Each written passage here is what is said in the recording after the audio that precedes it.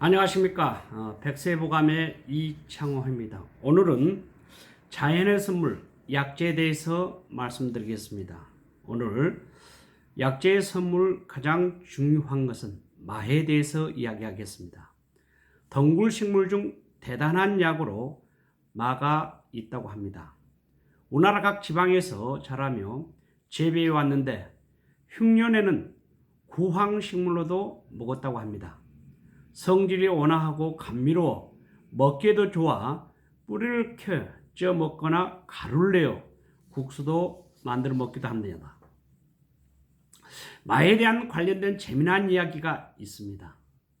백제의 가난한 총각이었던 서동이 선화공주가 절세에 미련한 소문을 듣고 신라에 가서 아이들을 부르게 한 향가가 바로 소동요라고 합니다. 선화공주님이 밤마다 소동요를 찾아간다네라는 노래가 서라벌에 퍼지게 됐습니다. 징평왕은 귀여운 셋째 딸 왕궁 밖으로 내쫓을 수밖에 없었고 소동이 공주를 모시기 위해서 친해져 혼인까지 되었다고 합니다. 이때 소동이 아이들에게 나눠준 것이 바로 마로찐 만데 맛이 좋았기 때문에 아이들이 시키는 대로 노래를 불렀던 것이죠. 서동은 공주가 쫓겨나올 때 왕비가 준 많은 금은보화를 활용해 크게 성공하여 결국 백제의 무왕이 됐다고 합니다. 서동은 말을 캐 팔아서 먹고 살아 늘 등산했을 것이고 깊은 산속에 좋은 약이 되는 음식을 많이 먹었기 때문에 건강하고 꽃미남이었을 거라고 생각할 수 있습니다. 서동은 원래 백제의 왕자인 부여의 장이었는데 복잡한 사정으로 궁 밖에 나와 살게 됐지만 어려서부터 재주가 뛰어나고 도량이 넓었다고 합니다.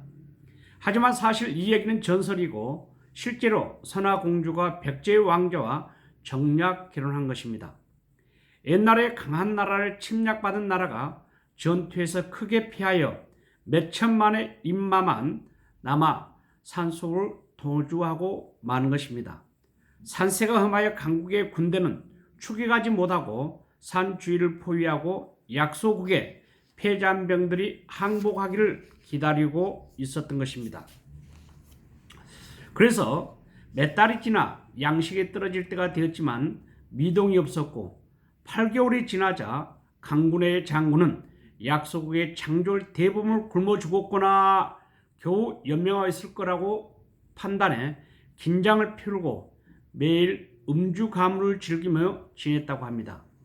그러나 어느 날 강국은 군대의 잠을 취해 있을 때 도련히 산속에서 약소국인 군대의 말을 타고 힘차게 내려오더니 강국의 군대를 크게 피하여 도망치고 말았습니다. 장졸들이 먹은 것이 떨어져 굶어 죽을 지경에 이르자 산속에 자라는 뿌리를 캐내 먹었는데 바로 마라고 하는 것입니다. 맛이 괜찮고 허기가 없어지며 매일 먹어 말에게는 큰 이익을 먹었다고 합니다. 목숨을 구하고 큰 승리를 얻게 해준 그 풀이 산속의 양식을 찾다가 우연히 만났다고 해서 산우라고도 지었다고 합니다.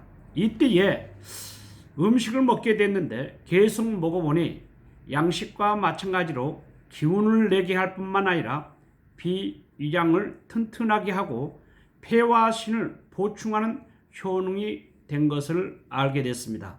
그래서 산약이라고 이름을 바꿨는데 산에 나타난 토랑과 같다고 해서 산우라고 부르기도 했습니다. 감사합니다.